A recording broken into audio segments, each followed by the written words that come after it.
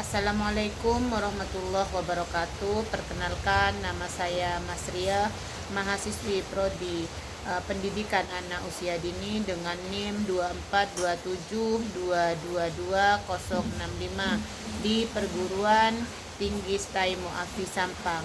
Pada kesempatan kali ini, saya akan memaparkan tentang teori realitas. Teori realitas ini dikembangkan oleh William Glasser, seorang psikiater asal Amerika Serikat pada tahun 1960-an. Pada masa itu, banyak pendekatan psikoterapi yang berfokus pada masa lalu, pengalaman traumatis dan ketidaksadaran, seperti psikoanalisis. Glasser menilai bahwa pendekatan tersebut tidak efektif karena terlalu banyak membahas penyebab masa lalu tanpa mendorong individu untuk bertanggung jawab atas perilaku saat ini. Menurut Glasser, perubahan perilaku terjadi ketika seseorang menyadari pilihan-pilihan yang ia buat di masa sekarang dan bersedia memperbaikinya.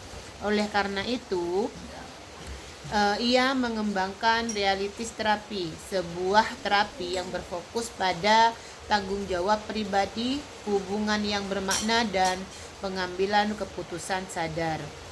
Secara sederhana, teori realitas adalah pendekatan konseling yang membantu individu mengenali kebutuhan dasarnya, memahami perilakunya saat ini, dan memilih tindakan yang lebih efektif untuk mencapai kehidupan yang diinginkan.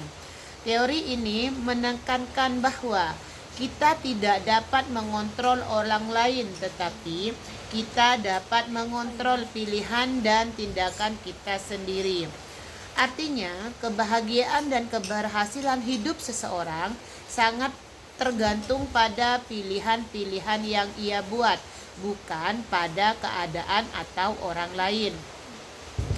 William Glasser mengemukakan beberapa konsep utama sebagai dasar teori ini. Yang pertama yaitu 5 kebutuhan dasar manusia.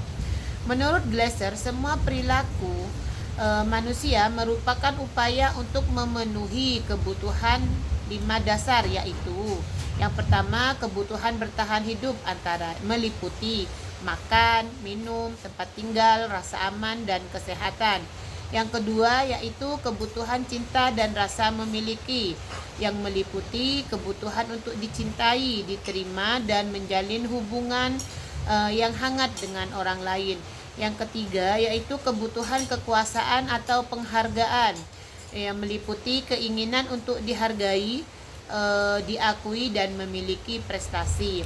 Yang keempat yaitu kebutuhan kebebasan, yang mana meliputi keinginan untuk menentukan pilihan sendiri, berpikir bebas, dan tidak terikat secara berlebihan.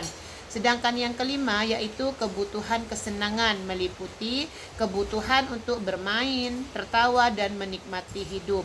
Perilaku seseorang akan sehat bila kelima kebutuhan ini terpenuhi secara seimbang.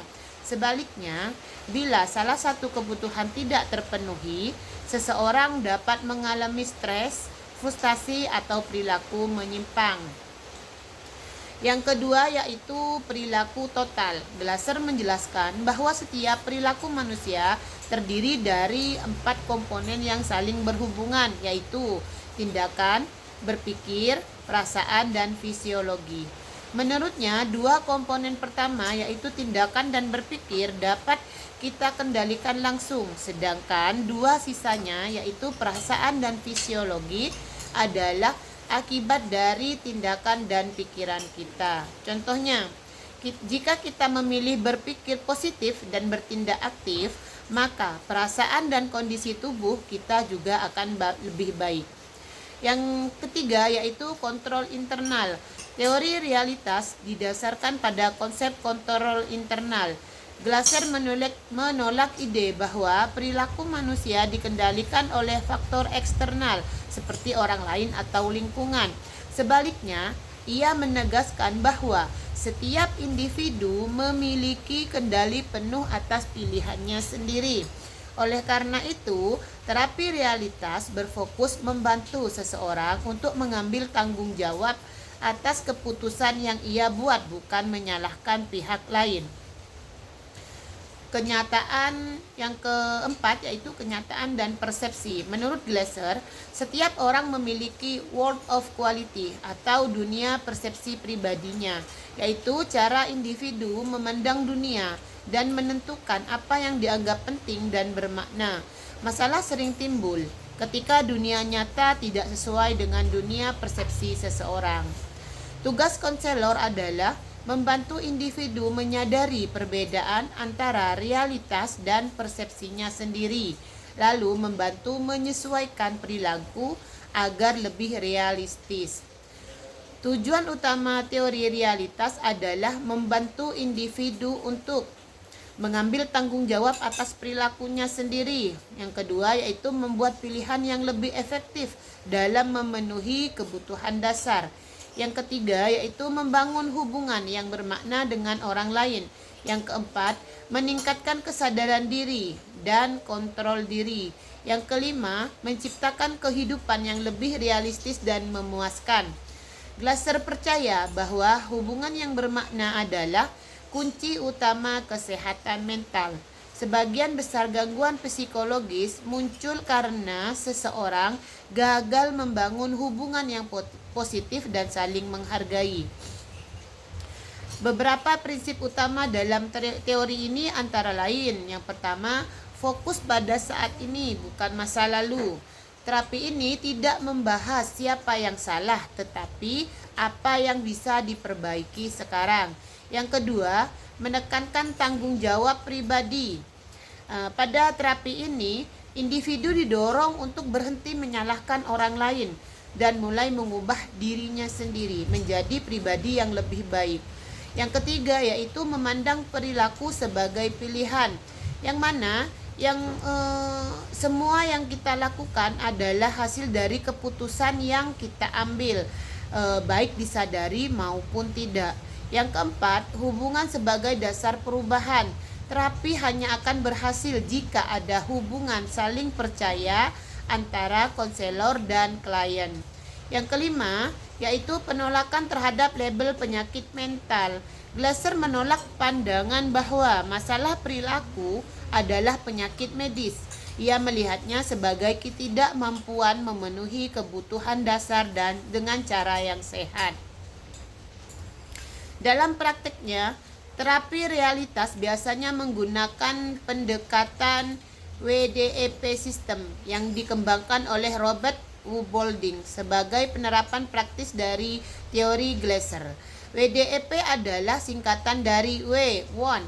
Konselor membantu klien mengidentifikasi apa yang sebenarnya mereka inginkan dalam hidup. Yang kedua yaitu D, doing atau perilaku. Menelusuri apa yang sedang dilakukan klien saat ini untuk mencapai keinginannya. E, evolution atau evaluasi. Klien diajak menilai apakah perilaku yang dilakukan sekarang membantu atau justru menghambat pencapaian tujuannya. P, planning atau perencanaan. Jika perilaku saat ini tidak efektif, maka konselor membantu klien menyusun rencana tindakan baru yang lebih realistis dan bertanggung jawab. Pendekatan WDEP menumbuhkan kesadaran bahwa setiap perubahan dimulai dari keputusan dan tindakan yang diambil saat ini. Dalam teori realitas, konselor berperan sebagai pembimbing dan mitra dialog, bukan pengusaha. Kemudian konselor juga berperan sebagai pendengar aktif yang membantu klien memahami pilihan-pilihannya. Juga menjadi model tanggung jawab yang menunjukkan bahwa setiap individu memiliki kekuatan untuk mengubah hidupnya. Yang terakhir yaitu konselor juga berperan menjadi penjaga hubungan terapeutik, yang mana karena hubungan yang baik menjadi fondasi utama keberhasilan terapi. Konselor tidak memberi nasihat langsung, tetapi mengarahkan klien agar menemukan jawabannya sendiri melalui refleksi dan pemikiran kritis. Sedangkan di setiap sesuatu, di setiap perencanaan itu pasti ada kelebihan dan kekurangannya. Kelebihan teori realitas diantaranya menekankan tanggung jawab pribadi dan kemandirian, berorientasi pada solusi dan tindakan nyata, dapat diterapkan pada berbagai masalah kehidupan sehari-hari, dan menambahkan hubungan yang sehat antara terapis dan klien. Sedangkan kelemahannya untuk teori realitas diantaranya yaitu kurang sesuai untuk individu yang mengalami gangguan mental berat atau trauma mendalam, karena teori ini tidak banyak membahas masa lalu. Yang kedua, menuntut kesadaran dan kemauan tinggi dari klien untuk berubah. Sebagai penutup, dapat saya simpulkan bahwa teori realitas adalah pendekatan konseling yang berfokus pada tanggung jawab pribadi, pilihan sadar, dan hubungan yang bermakna. Teori ini menekankan bahwa kita tidak dapat mengubah orang lain, tetapi kita dapat mengubah diri kita sendiri melalui pilihan yang kita buat setiap hari.